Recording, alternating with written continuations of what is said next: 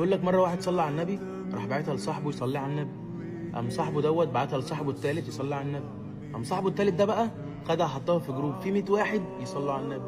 قام الناس اللي في الجروب خدوها وحطوها في جروب تاني فيه 200 واحد يصلوا على النبي عليه الصلاه والسلام. فما بالك بقى الاولاني ده خد ثواب كام فرد يصلي على النبي.